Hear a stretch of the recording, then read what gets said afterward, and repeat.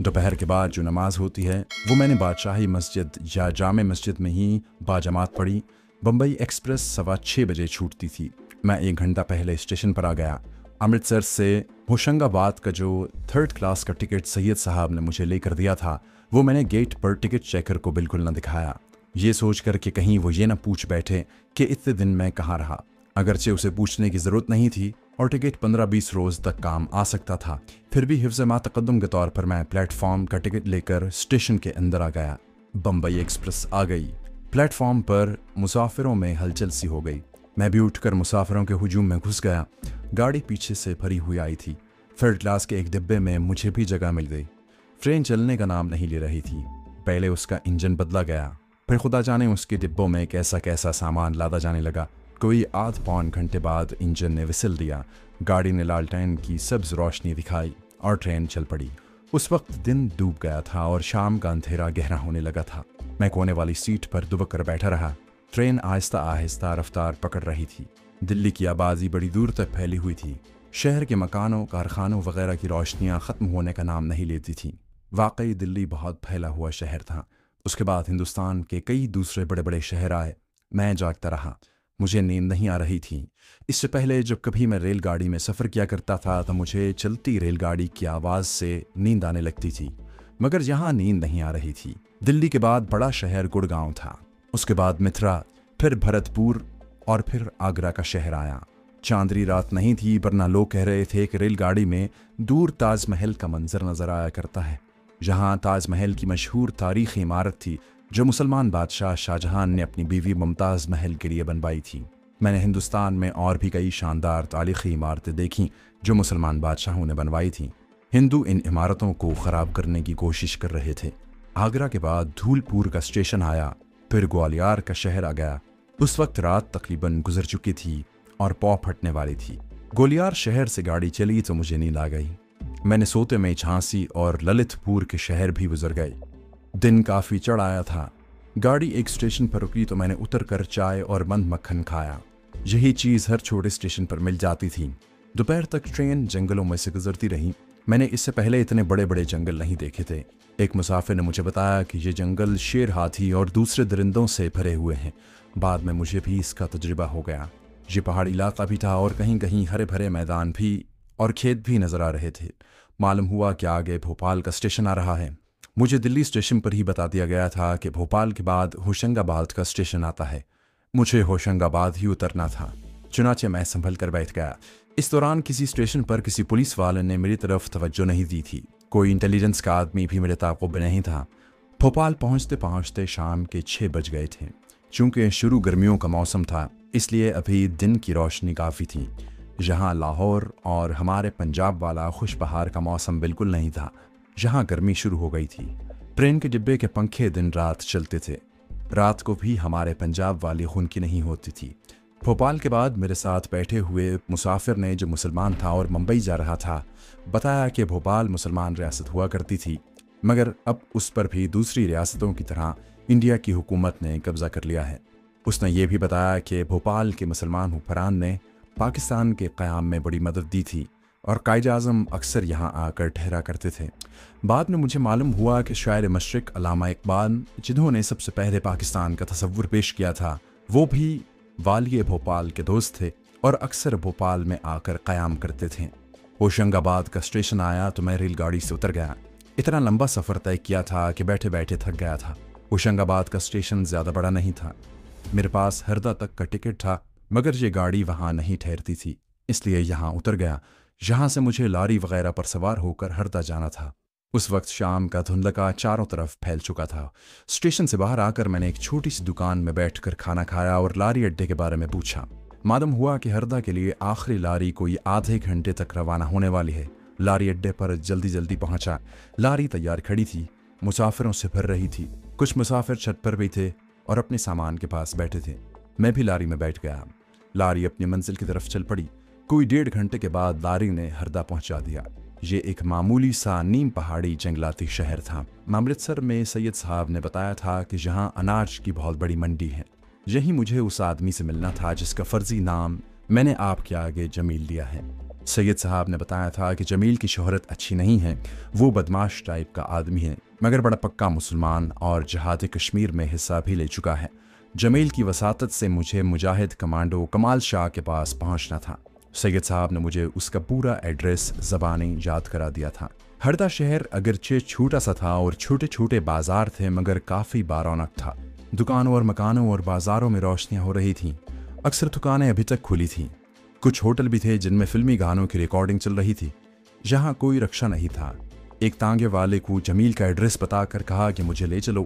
तांगा मुझे मुख्तलिफ बाज़ारों और एक छोटे से मैदान में से गुजार कर उस ख़ास बाज़ार में ले आया जहाँ जमील नाम का आदमी रहता था। ये बाज़ार मुझे बड़ा पुरस्कार सा लगा। एक मंजिला क्वार्टर नुमा मकानों के आगे अंधेरा अंधेरा था। कहीं कहीं बरामदे में कोई औरत सीढ़ियों में या सतून के पास फर्श पर बैठी बीड़ी सिगरेट पीती नजर आई। कुछ आदमी भी इधर उधर मंडला रहे थे। एक पान वाले की दुकान से मैंने जमील के बारे में पूछा। उसने मुझे बड़े गौर से देखा और पान लगाते हुए कहा, भाई साहब पीछे चले जाएं, पीछे क्वार्टर है जमील दादा का। जमील दादा मुझे अपने क्वार्टर के बरामदे में ही मिल गया। वो चारपाई पर बैठा था। बरामदे में बल्ब की रोशनी हो रही थी। एक आदमी उसकी पिंडलियों पर तेल की मालिश कर रहा था।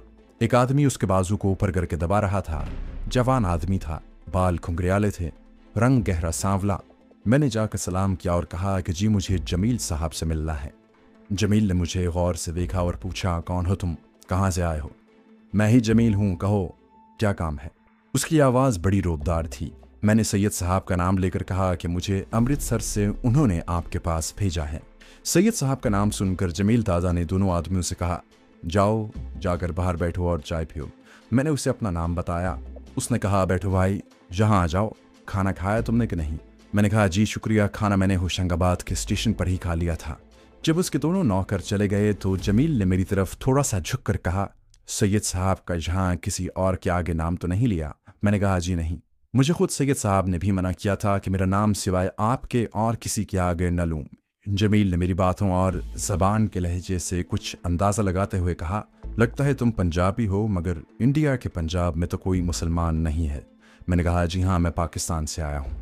यह सुनकर जमील दादा एक पल के लिए मुझे तकता रहा। फिर उठकर उसने मुझे अपने गले लगाया, मुझसे गर्मजोशी से मुसाफा किया और अपने पास चारपाई पर मजीद करीब बिठाते हुए कहा, पाकिस्तान पर मेरी जान कुर्बान, अल्लाह पाकिस्तान को सलामत रखे। अब बताओ मैं तुम्हारी क्या खिदमत कर सकता हूँ? यहाँ इस सच्ची दास्तान को सुनने वालों को ये बताना ज़रूरी है कि हमने सिर्फ हरदा शहर के जमील का नाम ही फर्जी नहीं रखा, बल्कि हरदा शहर भी हमने अपनी तरफ से लिखा है। मुजाहिद कमांडो कमाल शाह का नाम भी ये नहीं, और वो भी ज़िला होशंगाबाद के जंगल में नहीं रहता। अगर ये दास्तान इंडिया की हुकूमत सुन भी ले और वहाँ छापा भी मार ले तो ना उन्हें वहाँ कोई जमील मिलेगा, ना कमाल शाह कमांडो। ये दोनों पाकिस्तान के परिस्तार और इस्लाम के मुजाहिद दोनों अभी बफज़ल ताला जिंदा हैं। जमील साहब भी भारत के एक शहर में रह रहे हैं और मुजाहिद कमांडो कमाल शाह भी भारत के एक दूर उफ्तादा जंगल में इस उम्र में भी कश्मीरी मुजाहिदीन को कमांडो ट्रेनिंग दे रहे हैं। मगर ये जंगल ज़िला होशंगाबाद का जंगल नहीं। असल जंगल का अब सिवाय कश्मीरी मुजाहिदीन के किसी को भी इल्म नहीं है। अब वापस पाकिस्तान के परिस्तार जमील दादा के पास आते हैं। जब उन्होंने मुझसे पूछा कि बताओ मैं तुम्हारी क्या खिदमत कर सकता हूँ, तो मैंने उन्हें सब कुछ बता दिया। मैं किस गरज के लिए इंडिया आया हूँ और ये कि मैं जहाद कश्मीर में हिस्सा लेना और कमाल शाह साहब से कमांडो की ट्रेनिंग लेकर कश्मीर की जंग में बतौर कमांडो भारतीय जारहियत का मुकाबला करना चाहता हूँ। जमील दादा ने मेरे हाथ को अपने हाथों में लेकर चूमा और आंखों से लगाया। कहने लगे, अल्लाह ताला तुम्हें अपने नेक मकसद में कामयाब करें। तुम मुझसे बढ़कर खुशकिस्मत हो। मैं कश्मीर की लड़ाई ज़्यादा देर नहीं लड़ सका, बस एक मजबूरी रास्ते में रुकावट बन गई। इतने में चाय आ गई। वो देर तक मुझसे पाकिस्तान के बारे में ही बातें करता रहा। मुझे हैरानी भी हो रही थी और खुशी भी कि ये शख्स पाकिस्तान से इतनी दूर काफिरों के मुल्क में बैठा है और उसके दिल में इस्लाम और पाकिस्तान के लिए मोहब्बत का बेपनाह जज्बा मौजूद है। असल में ये खुदा और उसके रसूल सल्लल्लाहु अलैहि वसल्लम के दीन इस्लाम का रिश्ता था जिसने फासलों को समेट दिया था। और सैकड़ों मील दूर बैठा एक मुसलमान मुजाहिद पाकिस्तान के मुसलमानों के दिल की धड़कन सुन रहा था और पाकिस्तान की खातिर, कश्मीर की खातिर हर वक्त अपनी जान कुर्बान करने के लिए तैयार था। रात गहरी होने लगी तो जमील दादा ने बरामदे में मेरा बिस्तर लगाकर पंखा चला दिया और कहने लगे कि तुम आराम करो, सुबह मुंह अंधेरे तुम्हें खुद लेकर कमाल शाह के पास जाऊंगा। उसने बरामदे की बत्ती बुझा दी।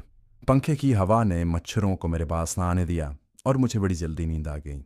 मुंह अंधेरे जमील दादा ने मुझे जगा दिया। जल्दी से तैयार हो जाओ, हमें अभी चलना है। मैं मुंह हाथ धोकर तैयार हो गया। जमील दादा ने 2 नाली बंदूक कांधे पर डाली। ये जंगल बड़े खतरनाक हैं, जंगली दरिंदों से अक्सर आमना सामना हो जाता है। मैं बंदूक के बगैर कभी यहाँ नहीं आता। शहर की आबादी पर पिछले पहर का अंधेरा छाया हुआ था। आसमान के मशरकी किनारों पर सुबह काजिब का हल्का हल्का नूर झलकने लगा था। ठंडी हवा चल रही थी। शहर के मुजाफात से निकलते ही जमील दादा मशरक की समत खेतों में चलने लगा। मैं उसके पीछे चल रहा था। काफ़ी देर तक हम खेतों में चलते गए। फिर खेत ख़त्म हो गए और छोटी छोटी सूखी घास का मैदान शुरू हो गया। इस मैदान के पार दूर से जंगल के दरख्तों के हजूले नजर आने लगे थे। जमील दादा ने उनकी तरफ इशारा किया और बोला, ये वस्ती हिंद के बड़े घने जंगल हैं। ये इतने घने हैं कि तजुर्बेकार शिकारी भी अक्सर रास्ता भूल जाते हैं। वो भी गाइड के बगैर नहीं चलते। मगर तुम फिक्र न करो, मुझे एक एक दरख्त, एक एक मोड़, एक एक पत्थर का इल्म है। हम जंगल में दाखिल हो गए थे। पहले छोटे छोटे टीलों के पहलू से होकर चलते गए। फिर एक टीले की चढ़ाई चढ़कर दूसरी तरफ आ गए। टीलों के दरमियान एक छोटा सा तालाब था, जिसके किनारे एक जानिब हिरन और दूसरी जानिब एक खुला रीछ पानी पी रहा था। जमील दादा ने रीछ की तरफ देखकर कहा, यह भूरा रीछ इस जंगल का सबसे खतरनाक दरिंदा है। किसी के पीछे पड़ जाए तो फिर उनकी जान नहीं छोड़ता। आदमी दरख्त पर चढ़ जाए तो ये दरख्त के नीचे बैठ जाता है और अपने शिकार के उतरने का इंतजार करता रहता है। मैंने कहा, इन जंगलों में शेर भी होते होंगे। आदमखोर शेर। जमील दादा बोला, हर शेर आदमखोर नहीं होता। शेर बहुत बूढ़ा हो जाए और अपने शिकार के पीछे ज्यादा तेज न भाग सके तो भूख मिटाने के लिए इंसानों पर हमले करने लगता है, क्योंकि जानवरों के मुकाबले में इंसान ज्यादा तेज नहीं भाग सकता। एक बार उसे इंसानी खून की चाट लग जाए तो फिर वो आदमखोर बन जाता है। या किसी अनाड़ी शिकारी की गोली से अगर उसका कोई दांत टूट जाए या लंगड़ा हो जाए तब भी वो इंसानों पर हमला शुरू कर देता है और आदमखोर बन जाता है। वैसे आम शेर इंसान पर हमले में पहल नहीं करते। मैंने जमील से आखिर पूछ ही लिया कि कमाल शाह मुजाहिद कमांडो का ठिकाना भी कितनी दूर है। जमील दादा ने मुस्कुरा कर कहा, तुम ज़रूर थक गए होगे, मगर इसका जिक्र कमाल शाह के आगे न करना। वो ऐसे नौजवानों को अपना शागिर्द नहीं बनाते जो जंगल में चलते चलते थक जाते हैं। जब वो तुम्हारी कमांडो ट्रेनिंग शुरू कर देंगे तो 2 दिन में तुम्हें सबसे पहले घोड़े की तरह ताकतवर बनाएंगे। और उसके बाद क्या होगा दादा? मैंने पूछा। जमील दादा ने सांस लेते हुए कहा, कमाल शाह मुजाहिद कमांडो हैं, वो इस्लाम के शेर हैं। वो तुम्हें भी इस्लाम का शेर बना देंगे। इस वक्त हिंदुस्तान और पाकिस्तान के मुसलमानों को शेर बनने की ज़रूरत है। दुश्वार गुजार जंगल में चलते रहने की वजह से मेरा जिस्म पसीने में भीग गया था। गर्मी और हब्स भी जंगल में बहुत था। एक जगह रास्ते में पहाड़ी नदी आ गई। नदी का पाठ चौड़ा था और उसमें छोटे बड़े पत्थर पड़े हुए थे। जहां हमने मुंह हाथ धोकर थोड़ी देर आराम किया और फिर आगे चल पड़े। कुछ दूर जाकर दरख्तों का घनापन छटने लगा। उनके दरमियान छोटी बड़ी चट्टानें आ गईं जो ज़मीन में से बाहर निकली हुई थीं। जमील दादा अब संभल कर चलने लगा था। उसने एक जगह रुक कर चट्टानों का जायजा लिया, फिर सर हिलाकर बोला, हम अपने मंजिल पर पहुंच गए हैं। हम चंद कदम आगे गए होंगे कि अचानक एक चट्टान के पीछे से एक आदमी निकलकर हमारे सामने आ गया। उस आदमी के हाथ में राइफल थी और अपने चेहरे पर इस तरह सब साफा बांध रखा था कि मुझे सिर्फ उसकी चमकती हुई आंखें नजर आईं। मैं घबरा गया कि हो सकता है ये कोई डाकू हो, मगर जमील दादा बड़े इत्मीनान से खड़े रहे। आदमी ने पूछा, कौन हो? जमील दादा ने जवाब दिया, कमांडर से कहो महमूद गजनवी के मुजाहिद आए हैं। उस आदमी ने दूसरा सवाल किया, काफिरों के कितने बुत तोड़ कर आए हो? जमील दादा ने फौरन कहा, 101। उस आदमी ने अपनी बंदूक की नाली नीचे कर ली और आगे चलते हुए कहा, मेरे पीछे पीछे आ जाओ। जमील दादा ने मुझसे सरगोशी की, ये कमाल शाह के बॉडीगार्ड कमांडो हैं और मैंने हमारे दरमियान जो मुकालमे हुए हैं वो हमारे खुफिया इशारे थे जो सिर्फ शाह साहब के अपने आदमियों को ही मालूम है। वो आदमी हमें 2-3 चट्टानों के दरमियान से लेकर एक बड़ी चट्टान के पास ले आया, जहां चट्टान के अंदर एक कुदरती गार बना हुआ था। वार के तहाने के आगे इस तरह का एक बॉडीगार्ड फौजी अंदाज में अटेंशन खड़ा था, जिस तरह का बॉडीगार्ड हमारे आगे आगे चल रहा था। इस बॉडीगार्ड ने भी मुंह को सब्ज रंग के साफे से ढांप रखा था। हाथ में राइफल थी और कमर के गिर्द गोलियों की पट्टी बंधी थी। गार्ड ने हमें वहीं रुकने का इशारा किया और गार के तहाने पर खड़े बॉडीगार्ड से 2-3 बातें की। फिर वो अंदर चला गया। थोड़ी देर बाद बाहर निकला और हमारे पास आया और बोला, कमांडर ने तुम्हें बुलाया है, जाओ। जमील दादा मुझे लेकर गार में दाखिल हो गए।